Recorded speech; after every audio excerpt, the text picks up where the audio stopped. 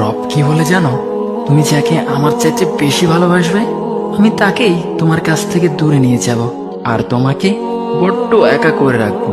তিনি আরো বলেন, কখনো বলবে না যে তাকে ছাড়া আমি বাঁচবো না, কিন্তু আমি তোমাকে তাকে ছাড়াই বাঁচাবো। পিছনে সব আবেগ কেড়ে নিয়ে তোমাকে দিব্যি সামনে এগিয়ে নিয়ে যাব। তুমি কি দেখো নি, ঋতুরাও যে 2 মাস পর পর বদলাতে থাকে, ছায়া দেয়া গাছের পাতাও তো শুকিয়ে যায়, আর যখন সবর হারিয়ে ফেলে তখন ঝরে পড়ে। কিন্তু তোমার রব তো ধৈর্যশীল ও পরম দয়ালু। তিনি তো সেই ঝরে যাওয়া পাতার ঢাল থেকেও সবুজ পাতা গজান। তুমি কি দেখছো না তোমার স্রষ্টার এই নিদর্শন? যে মানুষটাকে তুমি নিজের জীবনের চাইতেও বেশি ভালোবাসতে, সেই মানুষটাও একদিন অচেনা হয়ে যায়, তোমার মন ভেঙে যায়, এমনকি বন্ধু শত্রুতে পরিণত হয়, আর খানিক সময় পর শত্রু বন্ধুতে পরিণত হয়। যে মানুষটাকে তুমি নিজের জীবনের অংশ ভাবতে, সে মানুষটাও প্রতারণা করে।